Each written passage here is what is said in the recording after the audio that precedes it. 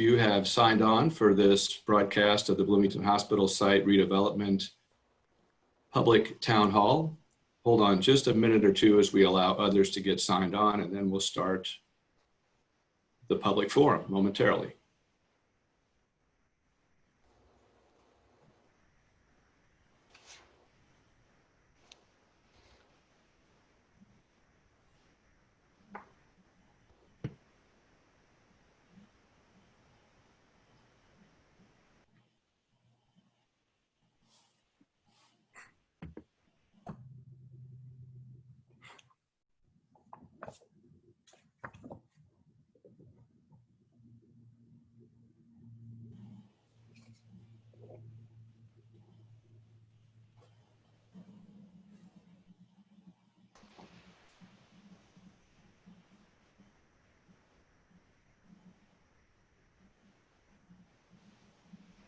Again, if you have just signed on, you are at the right location if you're here for the Bloomington Hospital Site Redevelopment Town Hall Public Forum.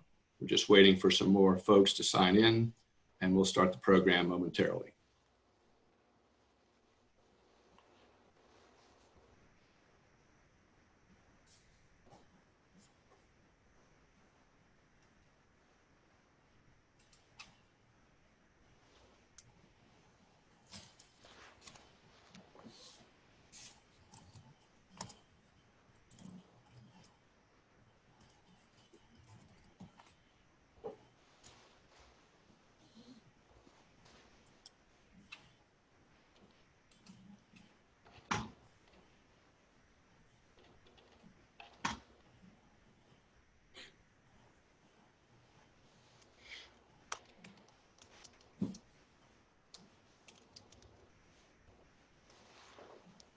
Good evening, everyone. Welcome to tonight's public forum on the Bloomington Hospital Site Redevelopment Project. My name is Mick Reneisen. I'm the Deputy Mayor for the city, and you'll meet other members of the group that will be walking you through some of the master planning details for this evening. And then, of course, we're here to hear what you have to say about the project. We'll be live streaming today's town hall meeting on Facebook, as well as recording today's event, and we'll make it available on the project website for everyone's reference. Throughout today's town hall, please feel free to ask questions utilizing Zoom's chat function or on Facebook. We will be recording the questions submitted and will answer as many as we can during the second half of today's town hall. We realize that we may not be able to get through all your questions during the allotted time, which we anticipate will go till 7:30, but we are dedicated to answering them nonetheless. For those questions not answered during tonight's meeting, we will post your questions and our answers to the project website following the meeting. Please note that additional questions and comments can always be submitted through the project website at www.bloomingtonhospitalsite.com. That's all one word, www.bloomingtonhospitalsite.com. And we urge you to go back to that website frequently for updates throughout the master planning process. Next slide, please.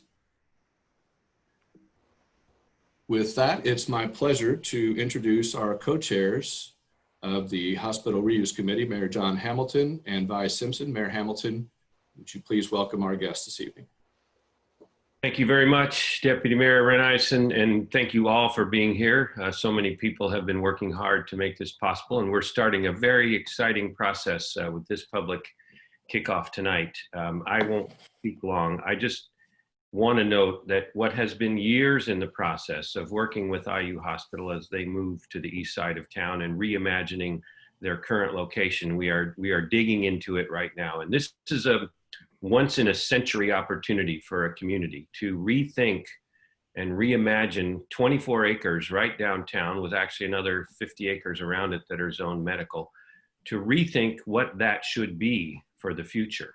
I hope we'll focus in many ways on the values that we want to see reflected there. We have terrific professionals and a team of folks to help us turn our values and our dreams into reality.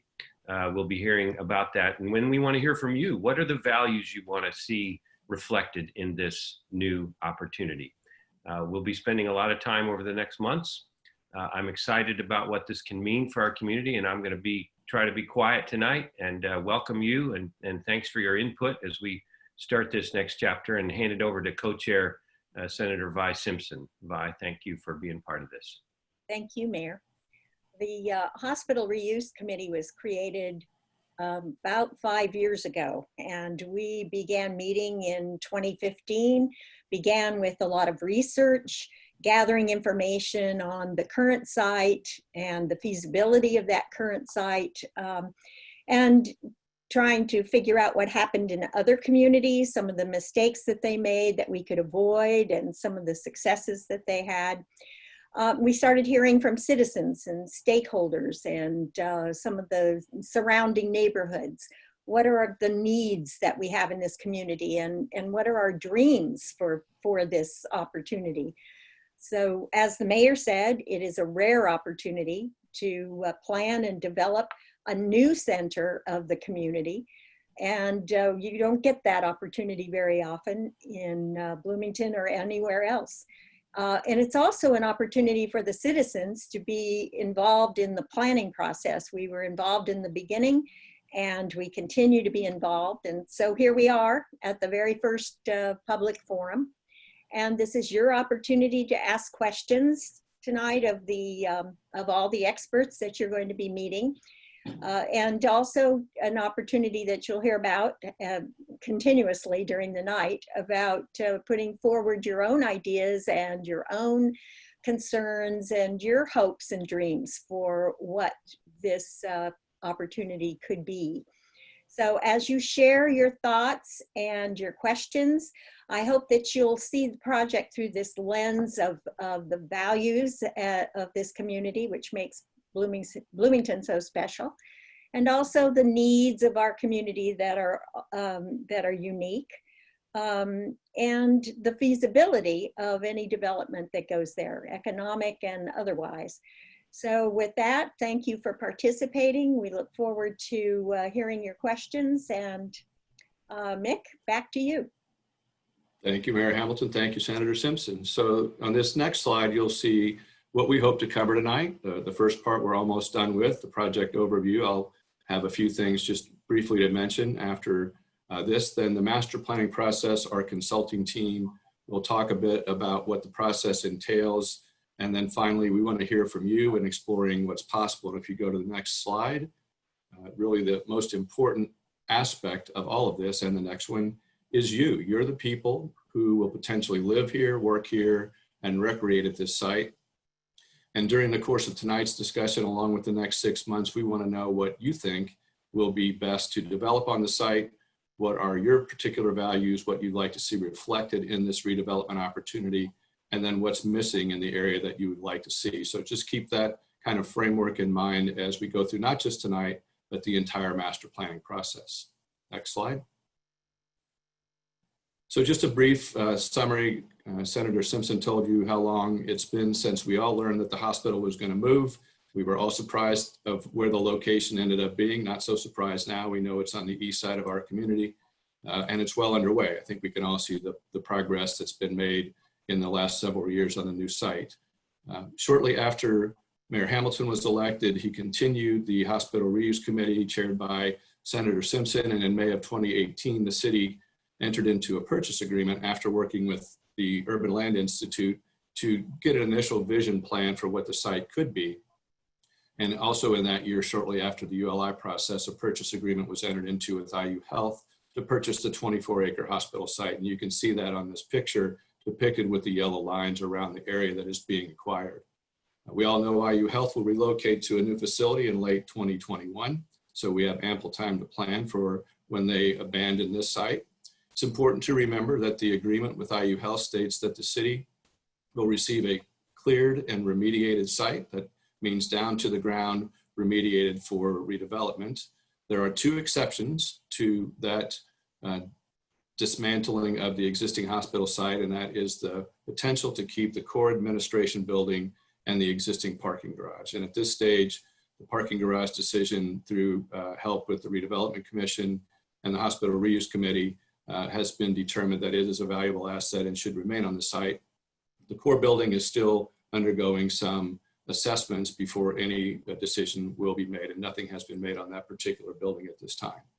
And we've mentioned several times that there's been a hospital reuse committee of 30 residents involved in the process for the last 5 years. We also have an internal city project review team, which consists of not just some representatives from the hospital reuse committee and the redevelopment commission, which is the funding entity for the project, but also a few city councilors as well. And that group is kind of guiding us through the process until tonight, and now you're going to help guide us from here. Next slide, please. Mayor Hamilton used this quote, and I think he kind of alluded to it again, that just we have this rare opportunity before us. You only get to re-envision a site that's been used for over 100 years as a health facility and a health area for our community, and that we're 202 years old. At half that time, this area that we're about to study and redevelop has been a healthcare location. So that's a great opportunity that I think our community is looking forward to helping us decide what should be there in the next 200 years. Next slide, please. So our design team, and this is a rigorous process that they all went through to get to become the master planning team for this project, is Skidmore, Owings, and Merrill. They are the team lead, and then there are additional members of their team, Core Planning Strategies, Kirkwood Design Studio, who many of you should be familiar with, our own local architect, Mary Krupinski, S.B. Friedman, Merritt Chase, and Shrewsbury and Associates, all part of the team led by Skidmore, Owings, and Merrill. And when I said competitive, there were 20 firms that competed for this project. So I feel like we got the best of the best with Skidmore, Owings, and Merrill, and hopefully you'll agree as they lead us through the process, not just tonight, but throughout the next 6 months. Next slide, please. So this master planning process just recently kicked off in this phase, that being with input from the committees that you see on the bullet point here, was to initiate our contract with Skidmore, Owings, and Merrill and to get this project started, which leads to one of the first of 4 public forums, the one we're having tonight, with our goal to create a comprehensive plan for the site. And it should be noted that the team of consultants is already gathering stakeholder input and concluding an existing conditions analysis. And because it's Bloomington, it shouldn't surprise anybody. There are over 200 people that have been invited to those early stakeholder and focus group meetings. And tonight, you're adding to that with the input that we'll receive from you. Next slide, please. Finally, on my section of the presentation, I just want to mention where we are and what's coming in the coming months. You can see sort of the intervals. Tonight's public forum number 1. Public forum 2 will likely be in early August, where we'll start to have renderings that show some of the feedback we received from the community and what the site possibly could be developed into, followed by refinement, and then a final adoption of a plan at the end of the calendar year is our goal. So that is what's coming. And remember, I'm just going to remind you numerous times tonight, go to our website, www.bloomingtonhospitalsite.com, to see the real-time information that's being generated by our consultants. And of course, that information is informed by you. With that, I'll turn it over to Doug Voigt, who is the lead for SOM. And Doug will walk us through the next section. We thank you very much for being participants in tonight's town hall. Great, thanks, Mick. And good evening, everyone. And thank you all for joining us. I'd also like to take a moment to thank all of you that have already contributed your thoughts and ideas through the website and through the survey. These initial thoughts are deeply thoughtful and so important as we start off on this process of advancing a vision for the site. And on behalf of the entire team, we're really excited by the opportunity. And everyone we've talked to has asked us to explore what may be possible. And as such, we've brought together a really diverse team, bringing expertise from design and public landscapes to economics and engineering. And hopefully in the very near future, we'll get to meet with many of you in person to have these deeper conversations about the site. As many of you know, this is an incredible opportunity to reimagine the Bloomington Hospital site. And this is a view looking north. You see 2nd Street there at the northern boundary of the site, adjacent to some very important neighborhoods but also directly adjacent to the Beeline, incredible success that we've seen through public activation and the public realm. What's interesting, when we took a step back, this wasn't always the case. In fact, this site was on the periphery of the town. And really part of that transition and that transect between urban and the rural setting, the natural setting that actually continues to exist and makes Bloomington such a wonderful and special place. The site has had a long history, as many of us have known, and has been an important landmark in the community for over a century, serving as a beacon of health and well-being, but also as a hub of innovation. And I think Mick mentioned this, that as we move forward, we should continue to test and understand how these values can be applied with the other aspirations that you all have for this important site, focusing on health and community well-being, integrated into the daily lives of all Bloomingtonians. We also wanted to build on past planning, and a lot of this information is available on the website.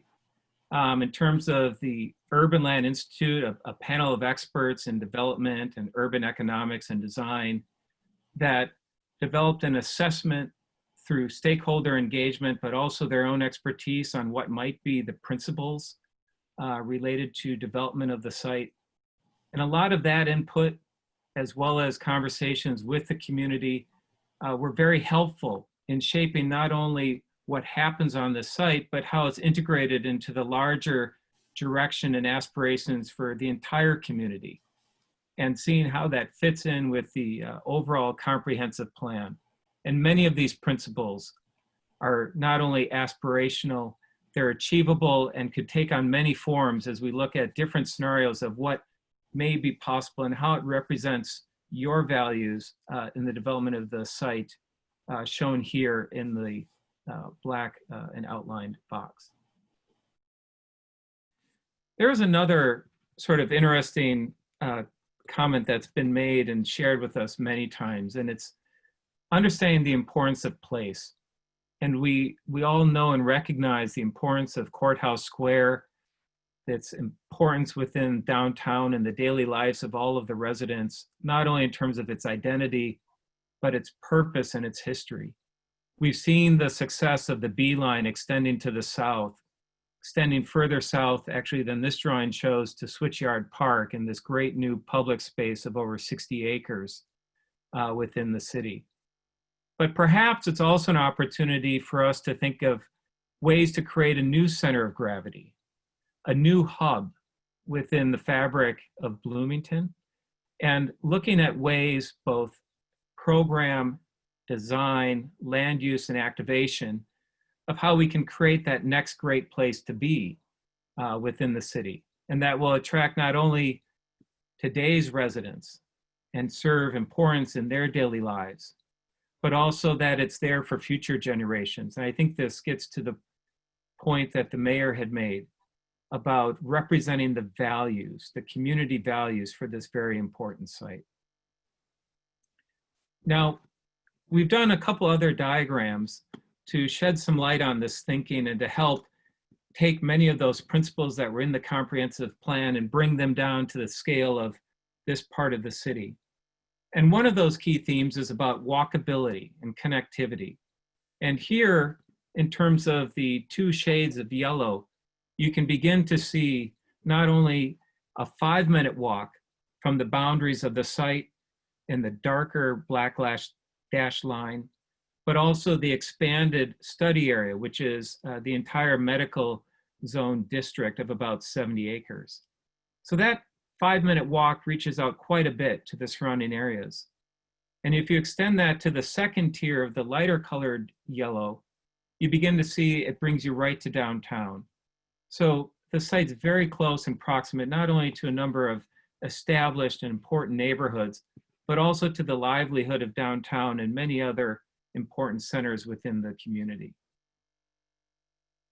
And one of the things that we felt was important early on is to identify where are those other community resources and assets that we're aware of, but then to work with all of you to understand the other elements within the community that we should connect and relate to in our planning and our thinking about the site.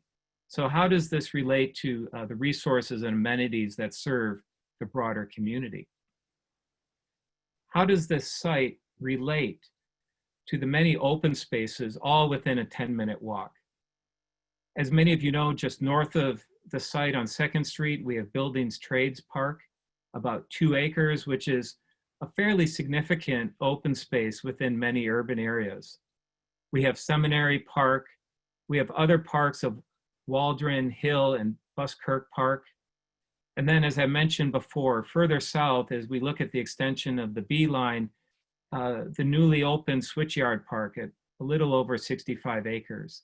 These are incredible resources within a short walk, but it also speaks to our ability to not look just at the boundaries of the site, but how do we connect to these recreational and open space amenities? Part of that will be through the extension of trails. This map is really highlighting many of the current transportation and mobility options serving downtown as well as the surrounding areas and the site.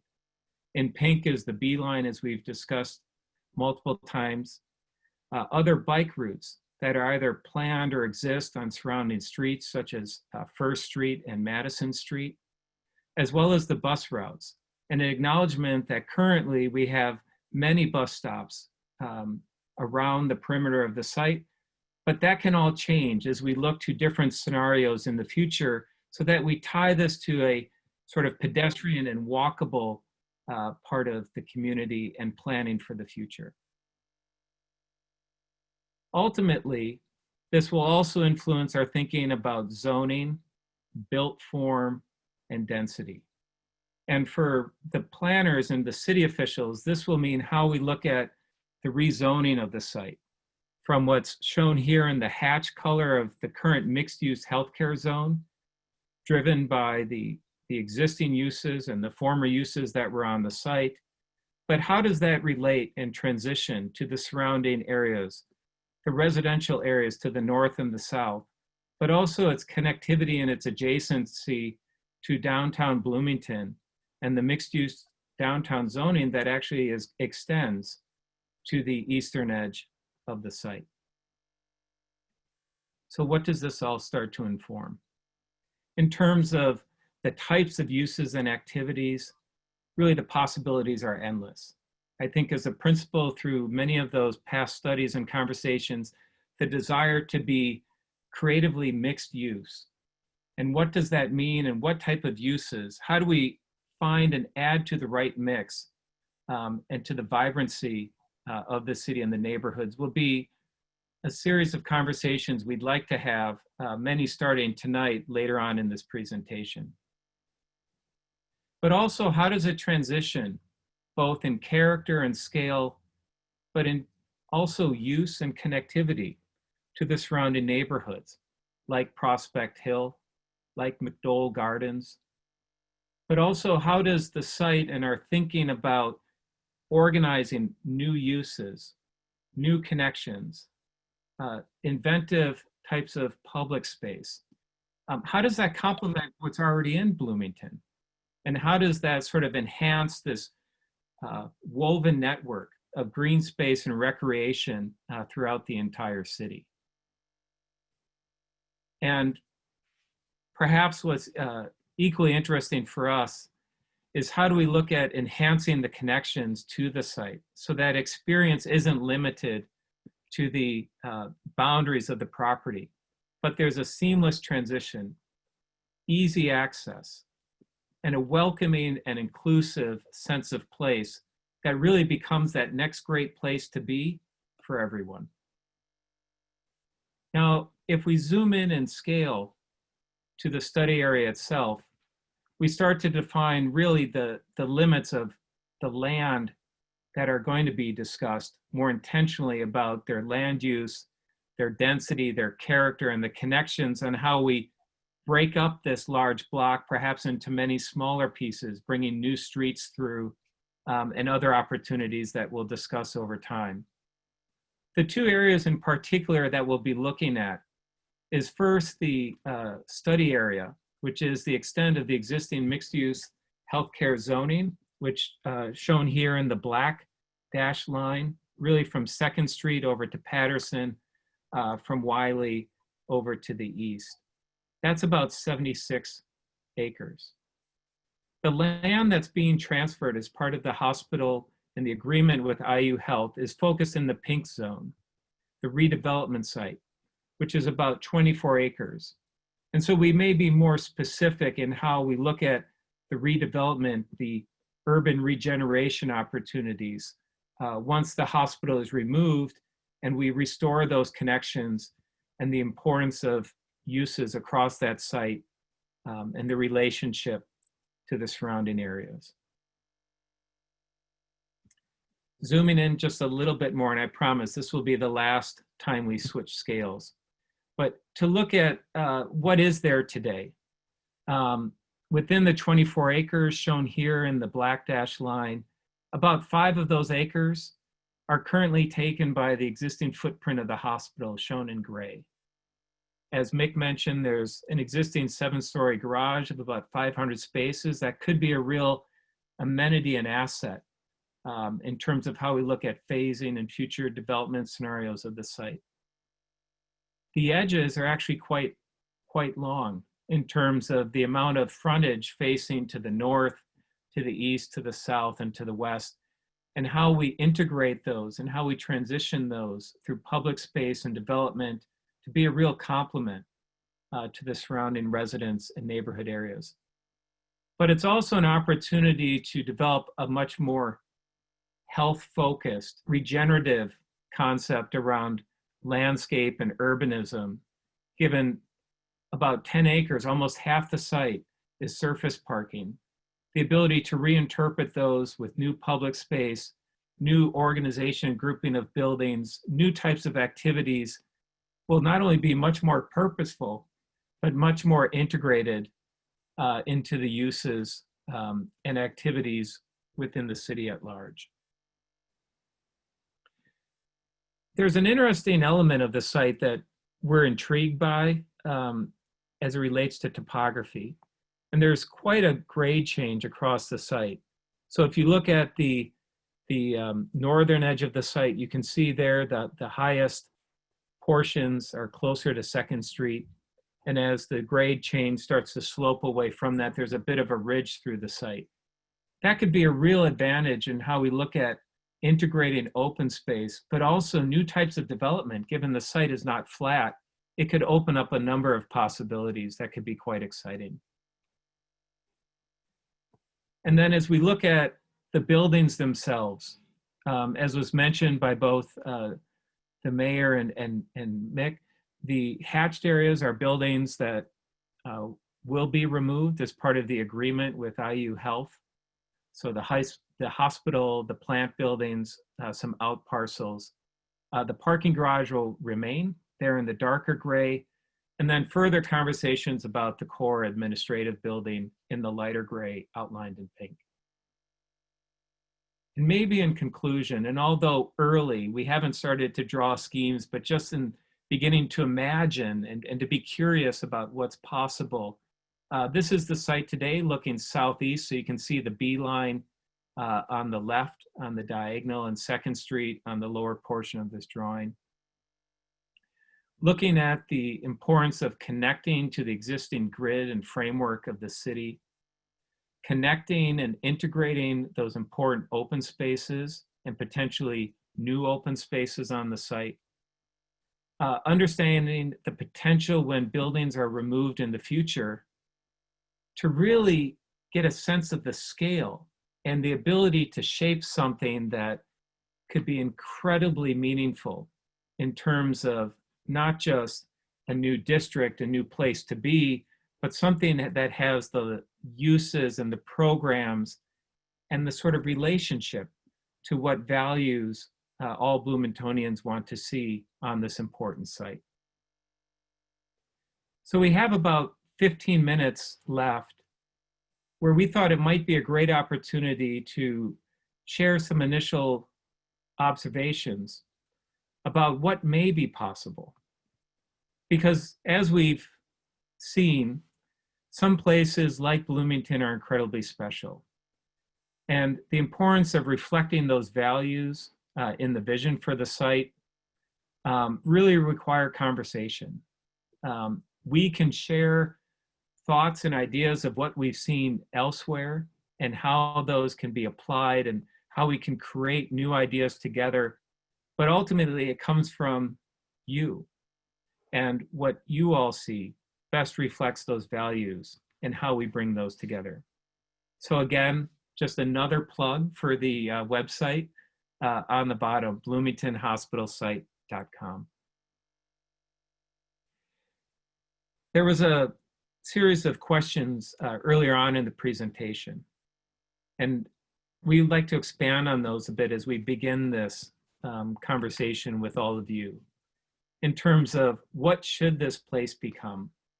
If you were to come back in 2 years, 5 years, 10 years, what would you like to see on the site, and how does it resonate and connect with all of the residents and members of the community? Who's it for? Clearly everyone, but what does that mean? What are the sort of needs and community values that should be reflected within the plan? What should we see happen here, not just in terms of buildings and open spaces, but the types of uses and conversations and representations of community that could be incredibly powerful and unique and complementary to what's already happening within the city? And again, how does this represent the values of all of you as a community for many future generations? So perhaps as a way to begin this conversation and how we can start to design this together, we identified really 4 themes. And we have some initial thoughts and ideas to share. One is just looking at land use and activities, creating this diverse mix of use that support the broader community. How we look at connectivity in terms of accessibility and new linkages, the importance of being inclusive, welcoming, and safe. Parks and open space. This is more than just recreation and additional parks. It's the ability to really look at how we integrate nature, how we look at the regenerative qualities of being within that environment, and looking at healthy lifestyles for everyone.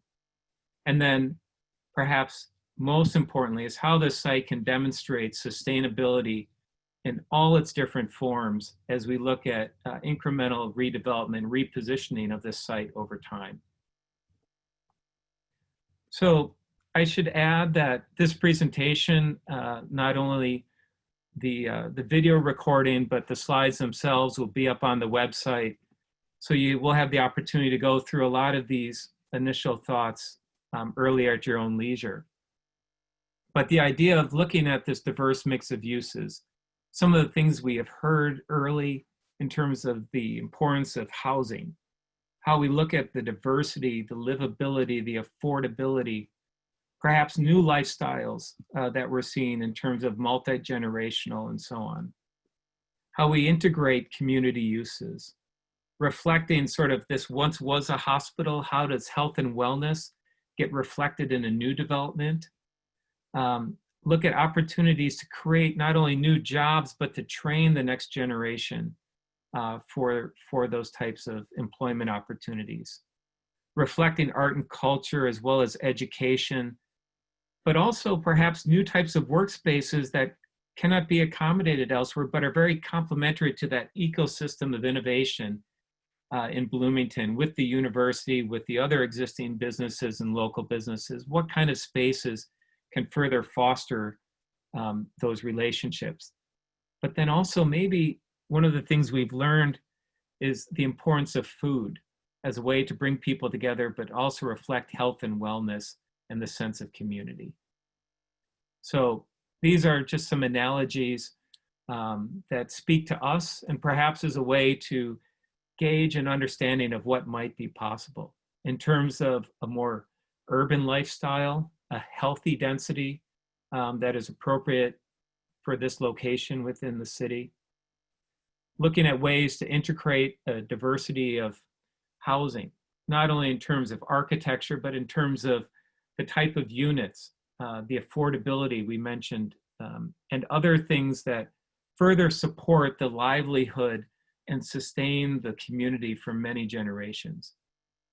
Looking at mixed uses within residential portions of the site. And here's a great example of a branch library, perhaps. This is in Chicago. But there could be many other ideas of more than just retail, integrating community amenities within these developments. Reflecting arts and culture is not just providing space, but really coordinating with the other activities that happen throughout Bloomington throughout the year. Working and engaging with local business so they have the opportunity to not only participate, but see the value of the spaces we create and perhaps even create new opportunities, create a catalyst for another generation of local investment. Part of that can also be through providing workshops for the community, for startups. We talk a lot about makerspace, but there's also just the craft that applies to job training around many of these sort of unique spaces. Provide learning opportunities for everyone, places for the community to come together and share ideas, but also to be a resource to the broader community. The idea of food could be incredibly diverse. There's examples we're seeing from sort of shared kitchens to micro markets. So could this start to be another kind of hub around food that supports all of the existing restaurants and food scene that's already in Bloomington, which is quite amazing, even from our limited time before COVID. We mentioned job training, but really the idea of focusing on a variety of uses.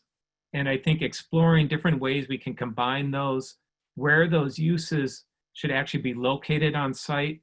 These are the kind of things we'll come back very early before we even get into drawing schemes to better understand what's truly possible and to leverage this really incredible opportunity of 24 acres within the heart of the city.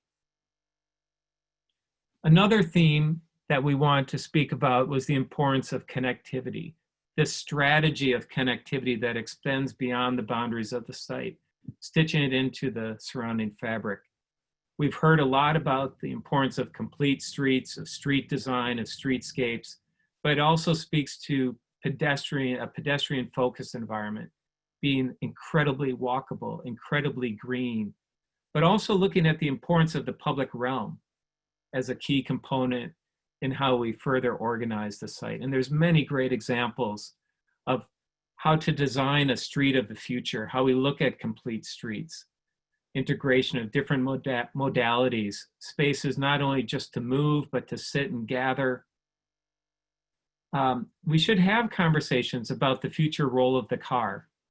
There's parking on site today, but over time, as we look to biking and car sharing, are there other ways to look at the role of the car within the site, within the city at large? And I say this because of the incredible success that you all have had in putting transit first, the focus on sort of other modes, ways to get around, incredibly convenient, but also very intentional of how you provide that space within the public realm. Part of that is seen through the connections we will hope to make to the B line. So this is yet a stop, another hub on this important greenway through the city. And that the public realm provides a great opportunity to make visible innovation around sustainable infrastructure, how we deal with runoff, how we recharge the aquifer, and we are very careful with the natural resources on, in, and around the site. In the ULI plan and many other past considerations for the site, there's been talk of more pedestrian-focused laneways. By laneways, we mean really pedestrian streets. So no cars dedicated solely to people, but places where you can start to spill out these other activities around food, dining, arts, and culture. Incredibly unique, but also complementary to what's already there in the city. And perhaps looking with our team at ways to reclaim public space in and around the site so we make those connections even more seamless. As it relates to parks and open space, this is an incredible opportunity. It really reflects one of the qualities of Bloomington that for us really resonated in terms of this setting within the larger conservation, woodland, and rural setting of Indiana. It's incredibly powerful and important. And there's many different ways we can complement and work within that much larger network of green space and natural systems. So how can we find ways to create meaningful places to gather of different scales and sizes? So it's not just one central space. Maybe there's many linked spaces together. Perhaps these are on the edges, not just along the interior. Is there an opportunity to create another sort of signature public realm component that connects to or is adjacent to the B line, or perhaps elsewhere on the site where it would be even more useful and beneficial to the surrounding community? But ultimately, we're designing these places for people. So how do we address the issues of scale to create places where you want to have conversations, where you have opportunities to do pop-up activation? How do we reflect health and wellness? And I think, again, the ties and references back to the landmark of the hospital being on site is of incredible value as it relates to the future of our cities in general.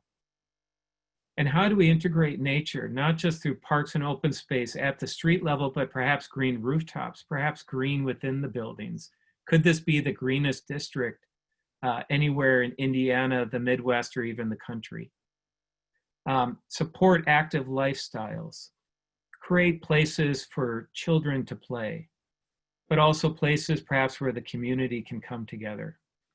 And one of the things we've learned is that these places and spaces should be highly flexible, so that on one day they can be an art installation, and later that week they can be transformed into a market and sort of a common, a larger community common for the surrounding area.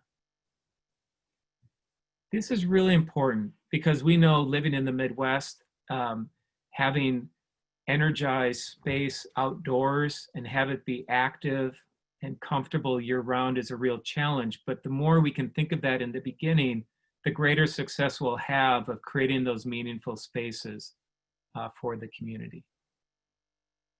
And maybe sort of on the last theme, this idea of taking the precedent of the hospital and advancing that conversation to what would it mean to really focus on sustainable, healthy living and have that be a seamless part of our community. How can this project represent the future around many of these values that we are all facing in our cities? And so it's to not just look at landscape and meeting code, but to look at advancing really regenerative thinking about the land, about ecology, about health and well-being, and to look at it beyond just the lifespan of this study and really to understand the larger impacts it'll have onto the health and well-being of future generations.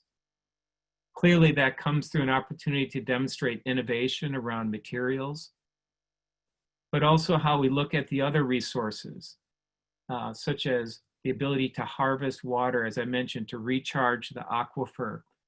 We're starting to map many of the creeks and understand those historic patterns, and if there's the ability to not only restore, but to improve the health of our waterways in the aquifer.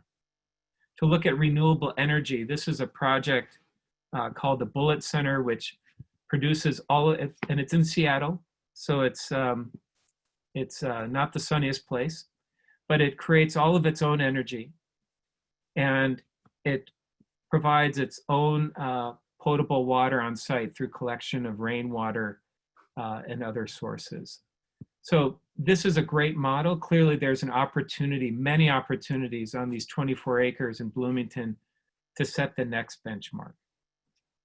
Perhaps we can also start to look at synergies between some of these conversations. So when we talk about food and green rooftops, could we actually look at farming on rooftops?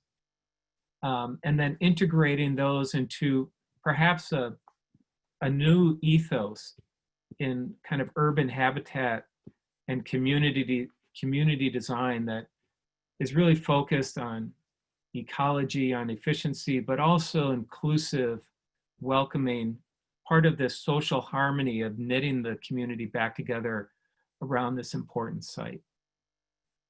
And perhaps in closing, and this was something we borrowed from another project, a national campaign led by the Civic Commons team, of how to represent the values.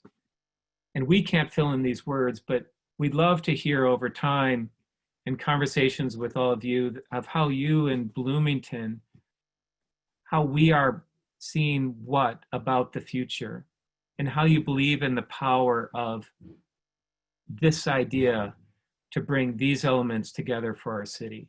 So we very much look forward to the different possibilities that may exist. We're very curious to learn more about what will really advance the thinking vision for this site to the next level, and how we can add and help advance that conversation.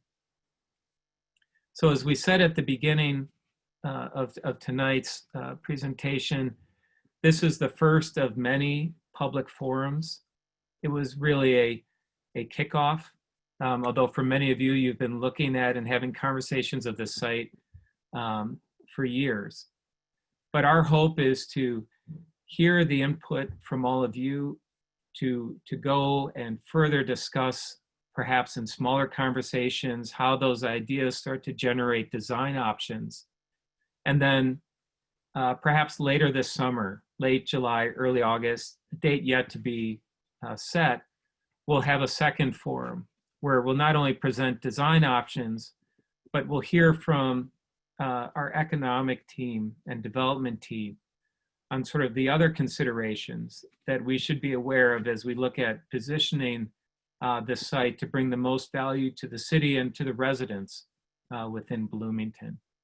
And that by the end of the year, we hope to have a final set of recommendations and plan to bring forward to the city that would include the rezoning of the site. And so maybe with that, Mary Catherine Carmichael, I can pass it back over to you as we start to think about what if.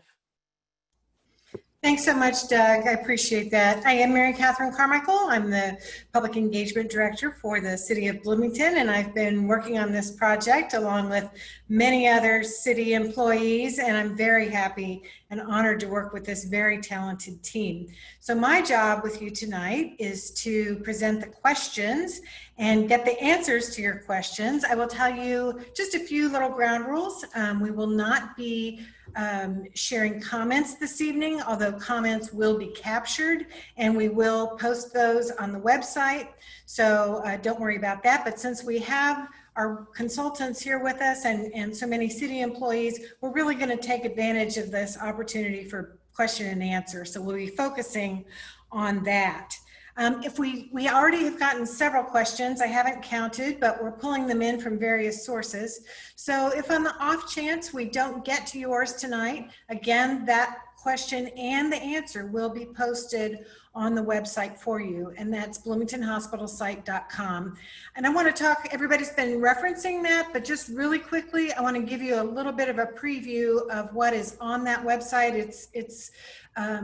We like to think of it as something that's just the beginning right now. This is going to continue to grow as the process and the project matures. So right now we've got on the website, you can find out who's been working on this. You can see it.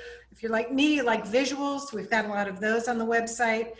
That's a great place to go for announcements. We'll also use social media throughout this project, of course, but great spot for announcements, timeline, maps, more images that are both inspirational and aspirational.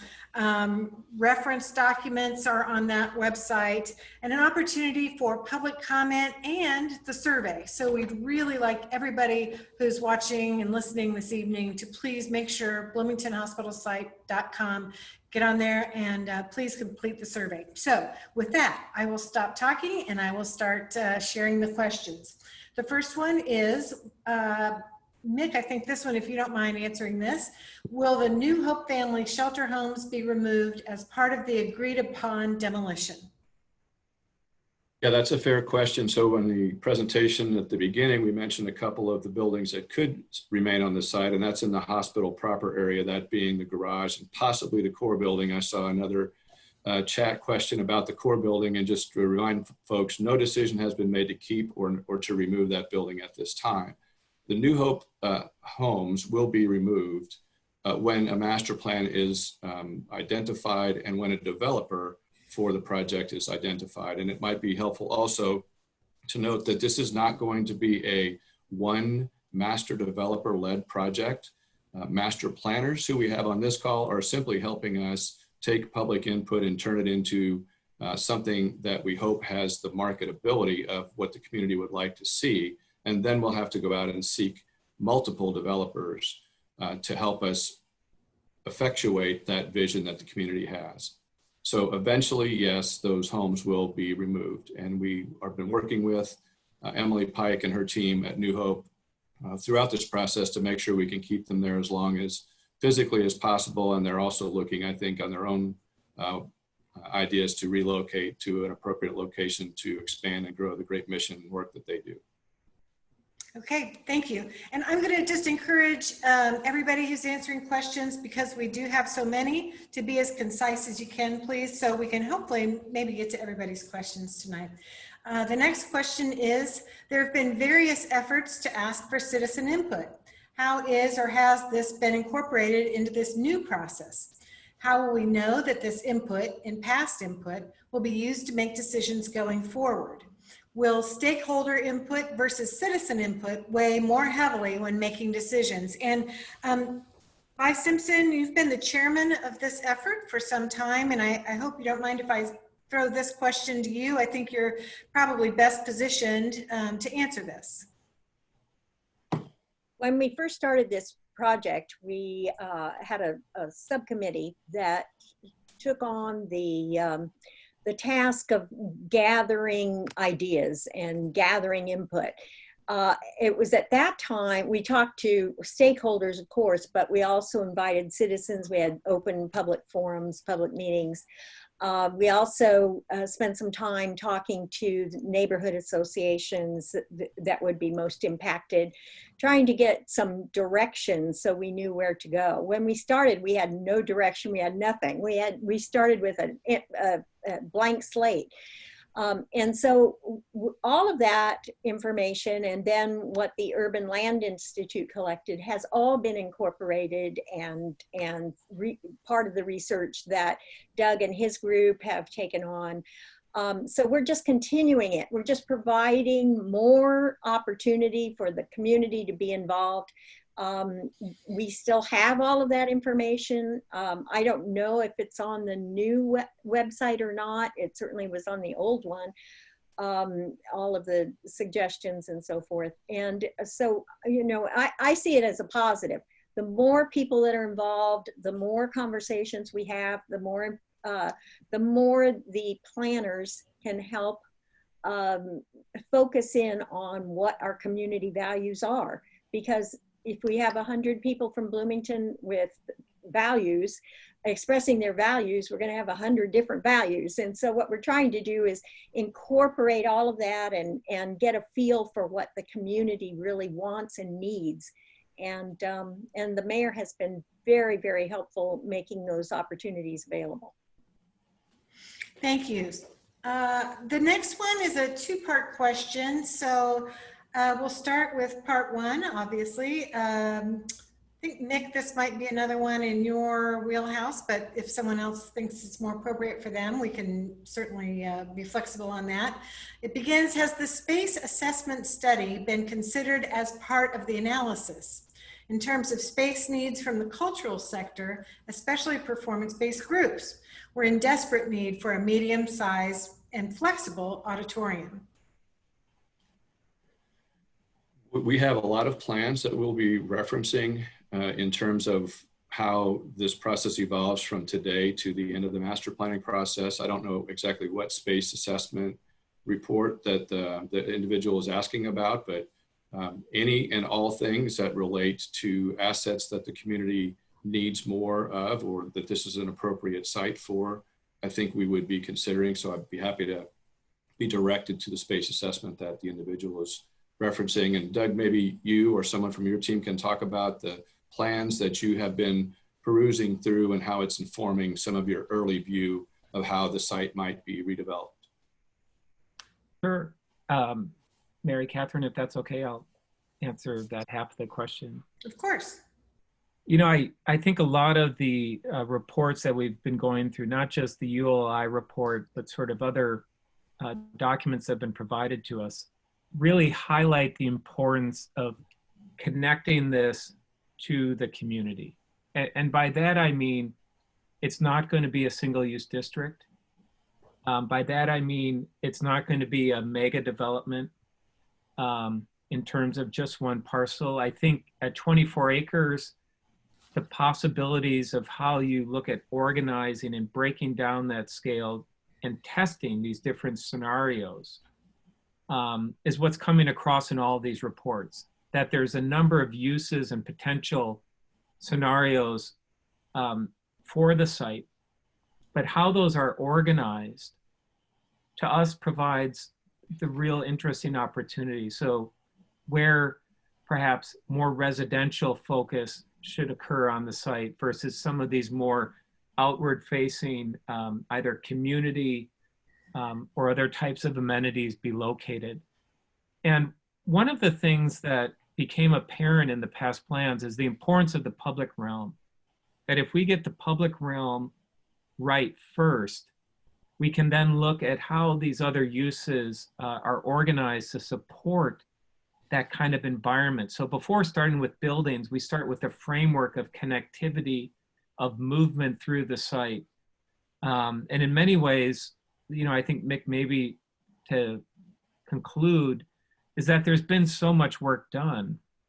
This first phase for us is really about discovering what's been done, maybe discovering other ideas that we hear through the engagement and input from all of you. And then we align that with the possibilities, the physical realities of the site. And it's our job to synthesize, to combine them together, and to show you the different scenarios that are possible. Thank you. Part two of that question is, they would be interested in knowing if a cultural center across disciplines has been considered, a scaled down Lincoln Center, if you will, that can serve both professional and community groups, a space that can span free and ticketed events alike. I know that's something that was somewhat mentioned in the ULI report. Mick or Vi, would you like to take this? Yeah, I just think I would reference back that that's also a finding from the ULI report 2 years ago. It does seem to resonate again in comments that I'm seeing on the chat room. And so, of course, that along with a lot of the things that you all are suggesting, and I just think it's really important to reiterate that the number of ways you can communicate to us about what you'd like to see here. There have been no decisions made short of keeping the parking structure at the moment. That's the only one that's been made. Everything else is a blank slate. None of the images you saw that Doug scrolled through are architecturally significant in any way, shape, or form. They were meant to inspire, or in some cases for you to criticize what you didn't like. And that's okay. At this stage, we just want a lot of different forums of public input, this being just the first. And because of COVID, we couldn't do this in the traditional way, which would have been in person. Maybe the next one can be. Maybe we'll be able to meet in person and do this. It's important to note, I think, that we had 142 participants on this chat when this meeting started and 100 or more on Facebook Live. So this is just the beginning of the way we envision engaging you. Everyone's utility bill had a survey that you could fill out. If you haven't seen it yet, maybe your utility bill hasn't come in yet this month. When you get that, you'll be able to comment. The website is interactive. You're going to be able to look at what's being developed in real time and give us feedback. So please understand that you have a lot of say in what happens at the end of the day here. The other three tenets that came out of the ULI plan, I think that resonate, and I see a lot in our comments, and Mayor Hamilton, you should jump in here. Affordable housing is being hit a lot of times in the chat room, and I think you should probably mention how important that is to you to assure people that we envision that being something that fits into this redevelopment site. Yeah, I'll just briefly say we haven't talked a lot about the housing. I think there's ULI looked and recommended a lot of housing units in this overall area. And from my perspective, any housing that we put on here has to be housing that kind of spans access to a wide range of people. Everyone has to be welcome with different abilities, economic positions, ages, a fully inclusive community. I think there's a lot to think about with that, but from my perspective, it's fundamentally important that this be a space that welcomes all from Bloomington into it and creates the kind of diverse and vibrant and dynamic community that I think is an essential value to all of us, most of us, maybe not all, certainly to me. So we'll look for that and look for ideas on how to do that. Thank you, Mayor. Stand by. I'm going to have another question for you in just a second, but Mick, I have this one for you. Can the Building Trades Park be included in this redevelopment project? I think it's an underutilized asset that needs updating. I'll appeal to the former Parks Director with that one, huh? Well, the whole area is being studied. And I think Doug alluded to the fact that while the city is acquiring 24 acres, this whole medical use zoned area is 76 acres. So the area will be looked at in terms of the future zoning. I think most of our residents know we're going through the UDO mapping stage right now, which will put zoning on top of the UDO that was just approved. And that process will be informed by this master planning process, suggesting what the area should be zoned like. Because of the proximity of the many parks that are around this site, I think it's natural to assume that looking at that one, if it needs some refreshing, we'll definitely pass that on to the Parks Department. And Doug, your team can certainly think if that's a relevant and important thing to consider during the process. Thank you, Mick. Okay, Mayor Hamilton, do you have a plan for how the project will be phased? Will it be rezoned all at once and then, will it be rezoned all at once and then the development phased? That's a great question. It's got a lot of facets to it. And Doug, you may want to jump on this too. The short answer is no, we don't have a plan yet. I really want to see this project reflect our goals. I think some of the goals may be trying to make sure we have smaller scale and kind of messier development happen sometimes. I don't think Bloomington would welcome that it would really reflect our values to have, 3 big development projects happen here. I think it needs to be more organic. I think that's how cities really develop and should develop, but it's complicated because there's a lot of trade-offs in that. But the short answer is we don't have a master plan for how that'll be phased. That's all part of the master plan, Doug. So you better figure it out. Master plan, huh? Thank you, Mayor. Okay, I think we're going to call on one of our consultants for a little help with this one. I understand your team will be hosting small group sessions and individual discussions with stakeholders. Will your team be hosting meetings specifically with McDowell Gardens and Prospect Hill neighborhood associations? Will you be providing transparent accounting of groups you plan to gather ideas from? This is a multi-parter and I'm going to be happy to repeat it, but I'll go ahead and get it all out there at once.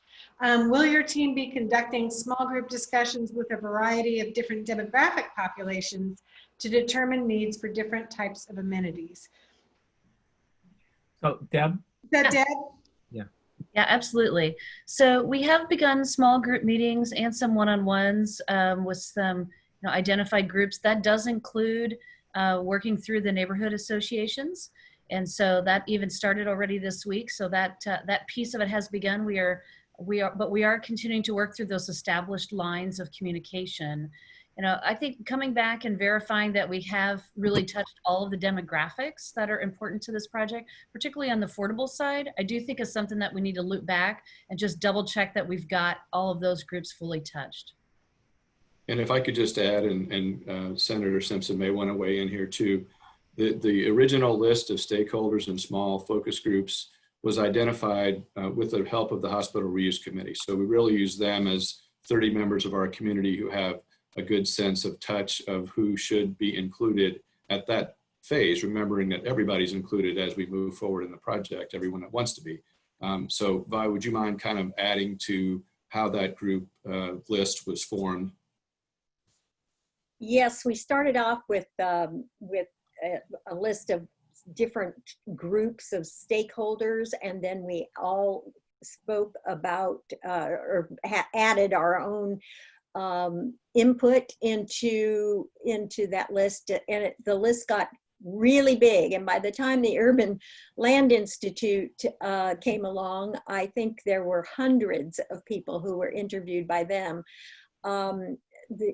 That's why we are doing the public forum. This is an opportunity for you to go online and to make your comments to the bloomingtonhospitalsite.com site and ask your questions tonight. There will be several other opportunities for more public input.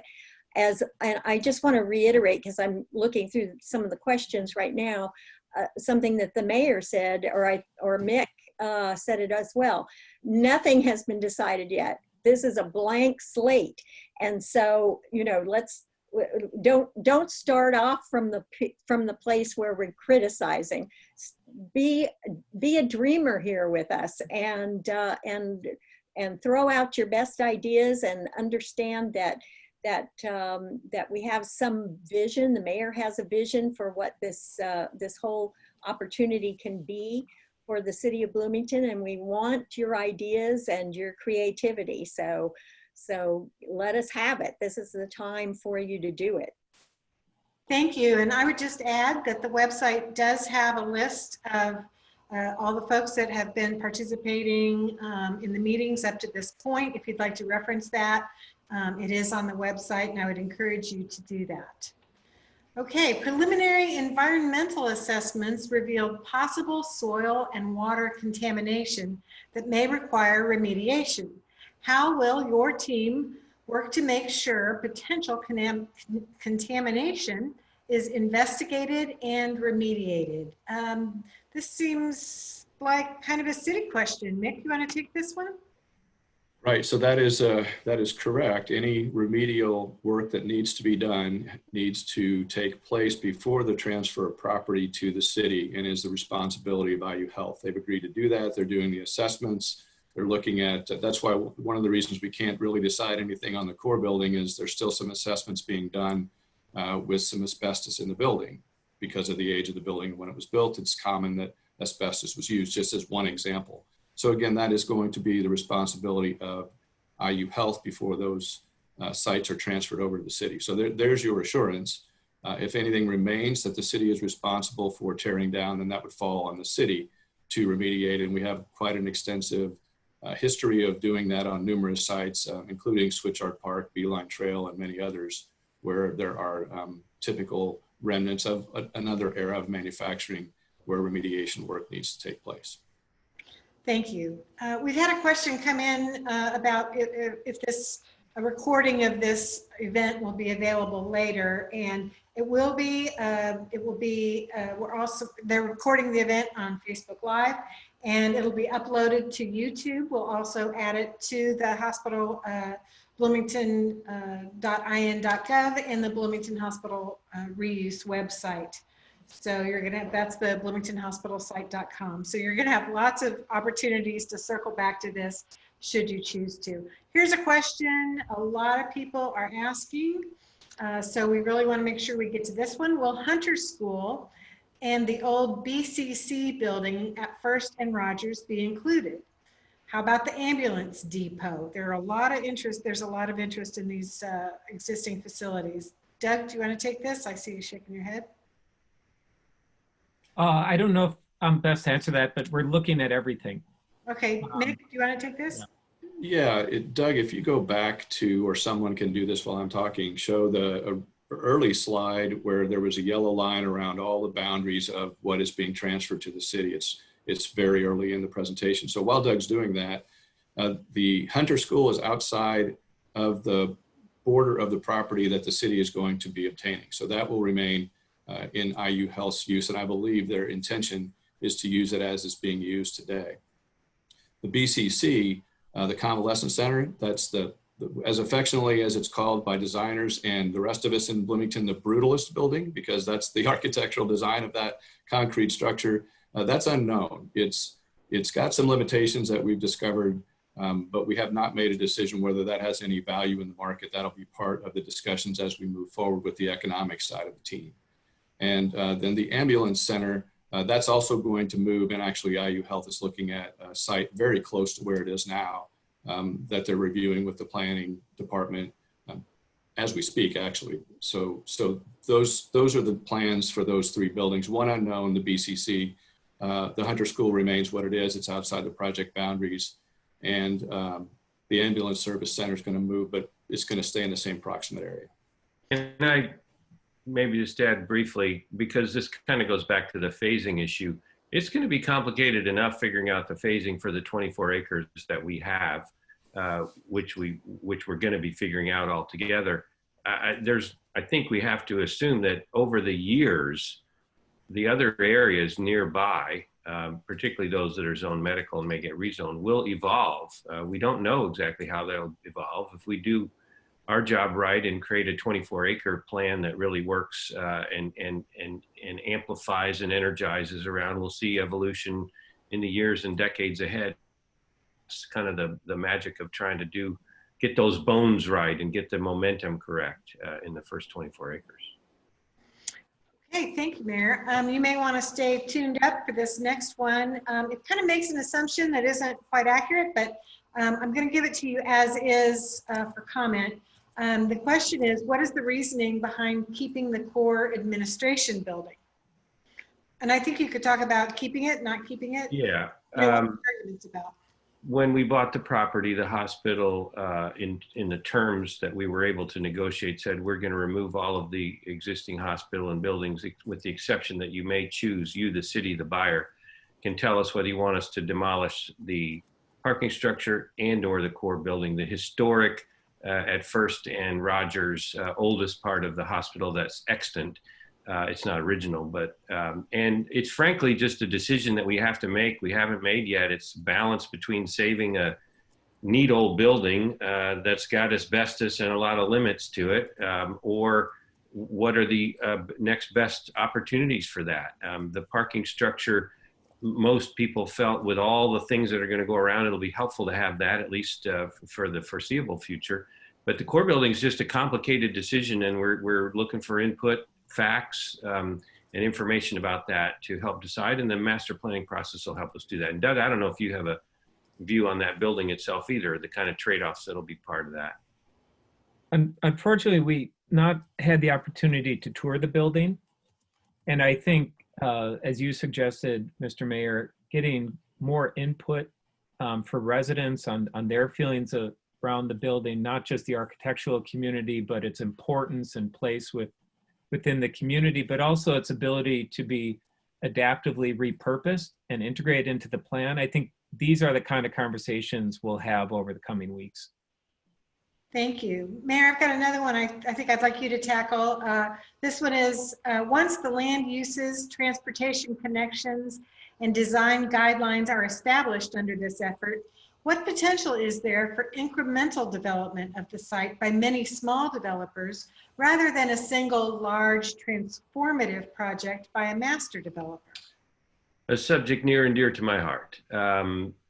It's a real potential, but we don't know yet. I think, as I said, I think before, cities over time have developed by a big, wild and dynamic and unpredictable mix of developers who go block by block, site by site, and that creates a certain organic and real feel, which I think would be really interesting to explore. I think one of the values to ask our community about is how important is it that we have a whole bunch of different developers involved. There's some economies of scale at larger units. So, you know, if we're focused on affordable housing and trying to produce the lowest cost properties that we can, that can drive you one way. But if you're interested in building a certain spirit and approach, that can drive you another. So I'm really interested in that. I want to see best examples around the country of that, and welcome our consultants to help us think about that too. Thank you, Mayor. The next question's a really interesting one. Bloomington sees itself as a retirement destination, and Monroe County has an estimated 1,700 to 1,800 people living with dementia.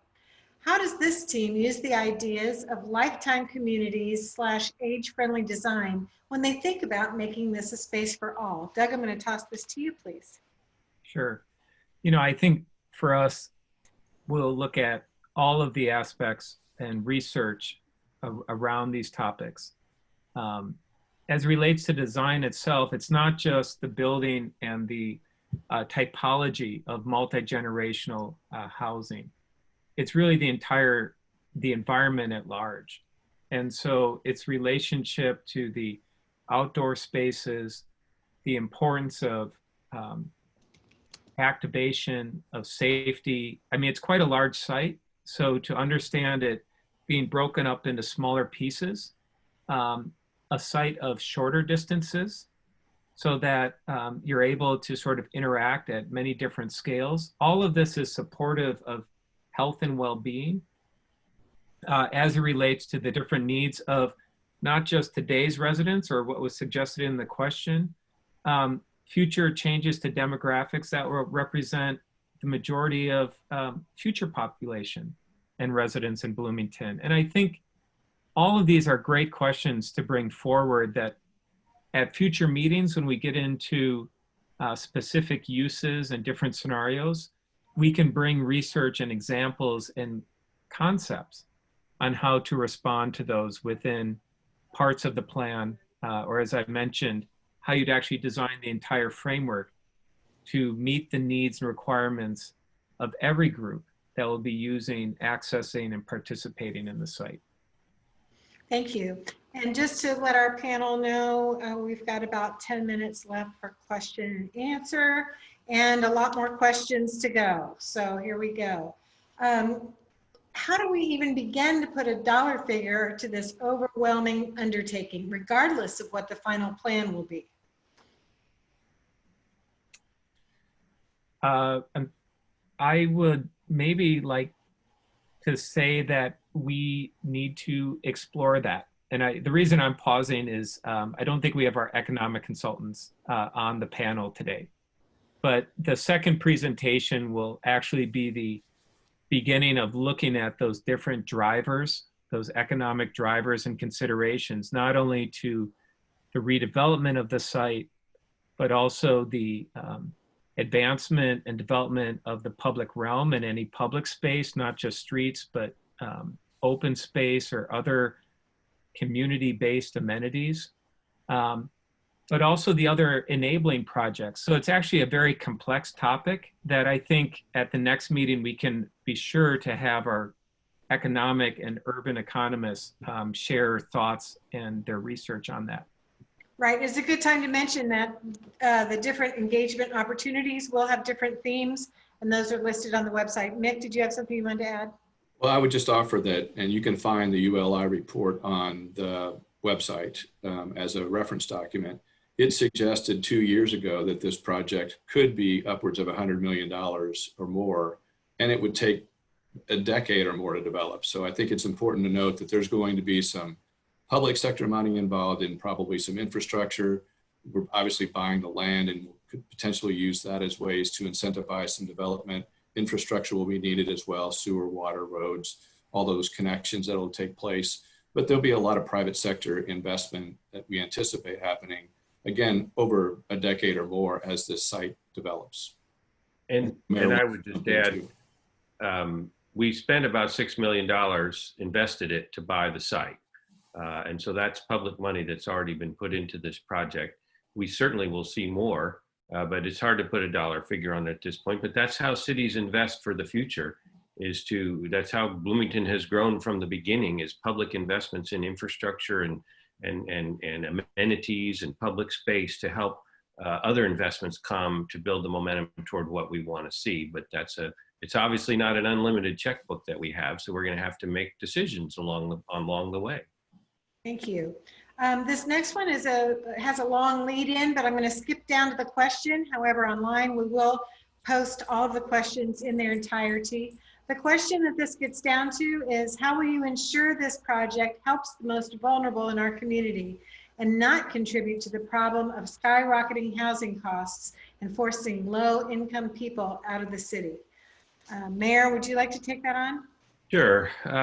Look, that's a challenge Bloomington has today and will have tomorrow. And actually, we actually hope we continue to have that, because that means you have the problem of people wanting to live in your community and willing to pay money to do that, that causes pressure.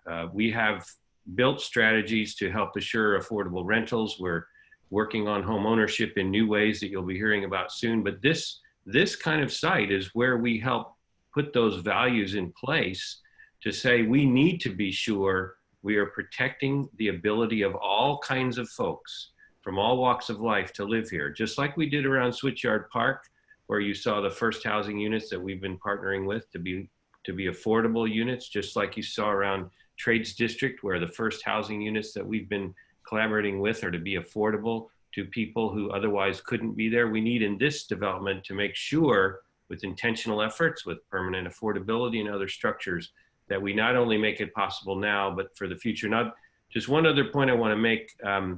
When we design things, we need to all listen to each other of what we want, but we also have to be conscious, and some of you are good at speaking to this, talking to represent people either who are not at the table today or people who aren't even in our community yet, people who will join our community in 10 and 20 years.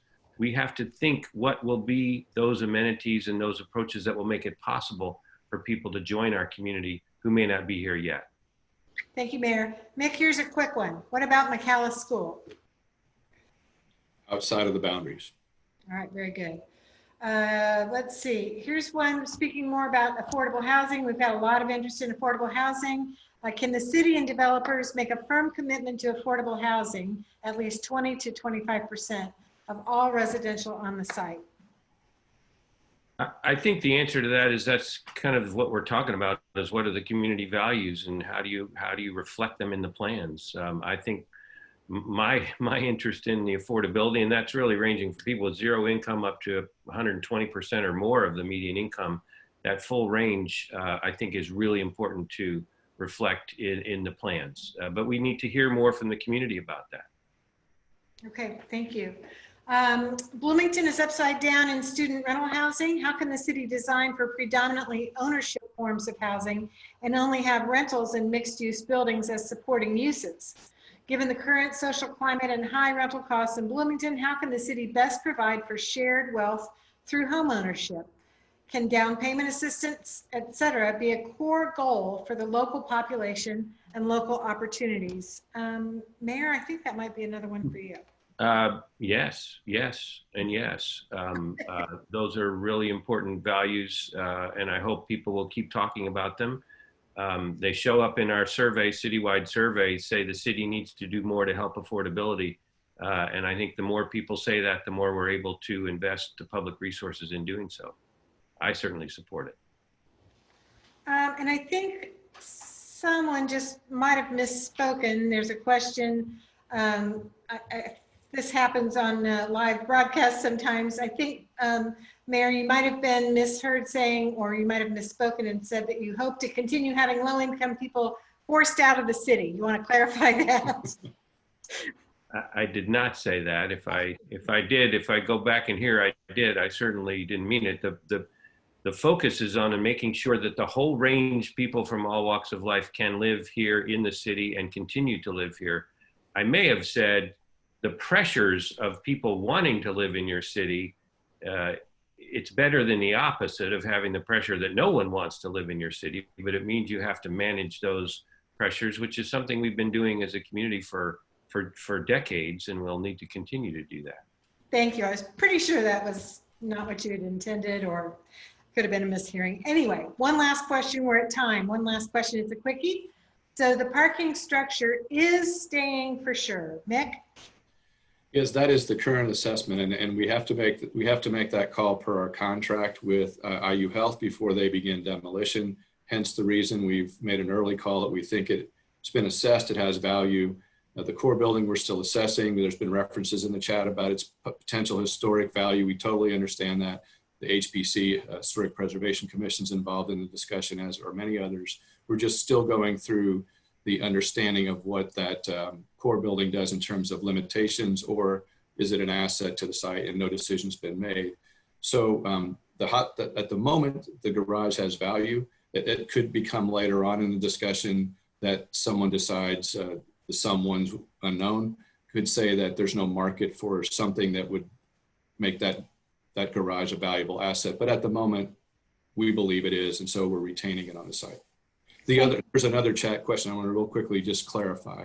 There are other buildings off of the hospital proper that are in the 24 acres. There's a laundry building, the New Hope buildings were mentioned, the convalescent center in the back, the Alcott Cancer Center, that's a house behind the hospital.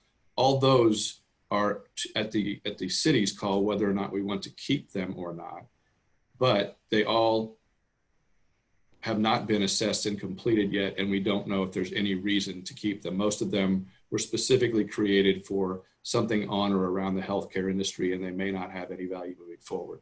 But the hospital proper, just to reiterate, that has to come down per our agreement with IU Health. Okay, thank you very much, Nick. We are at the end of our question and answer period. I want to thank everybody. We have had so many more questions than we can get to, but as I said at the beginning, we will be posting questions and answers on our website. So please be sure to go to that for that information and a lot of other information. And before I ask Mayor Hamilton to wrap up this evening, I wanted to thank the folks who have been helping us this evening with the broadcast here in the mayor's office, Andrew Krebs and Elizabeth Carone, who have made sure that we get all the questions, and we'll continue to work with those and make sure those get answered. So Mayor Hamilton, would you please wrap it up for this evening? Well, thank you. I want to thank everybody who's participated, and it's a beautiful conversation. There are 85,000 people who live in Bloomington, and there are 2 million who visit every year, and there's thousands more who are coming and going. And what we're doing is a giant conversation trying to think about what is this once in a century opportunity? Where do we go with it? I'm really pleased that we have a wonderful team of professionals who can help us refine our ideas, test us, push us. When you say this, what do you really mean? When you say that, are you sure? And the two of you need to talk, because I can't see how we can do both. This is a big conversation. There will be lots of different views about it, but I'm so excited about the opportunity to put our values into action, to identify what's important to our community. And of course, we'll have different views of that, but that's okay. But to try to distill down to what's most important to us and for our future, and to figure out how to put those into action in this 24 acres of a beautiful opportunity for us going forward. You're part of that conversation tonight. Please continue to check out the website, pass this around to your friends. If you want to activate conversations, that's a terrific thing to do. And we'll be doing this a lot more. You can always reach out to me through our office, through my social media and others. And again, the website's where we want to steer everybody to be. And thank you to our colleagues who've been part of this and helping us frame all this up. It's a big, long, beautiful conversation we're getting into. And if we do it right, we will be creating an incredible future for our community. So thank you all for participating in it. I think that's a wrap. Is that right? Okay. Thank you all.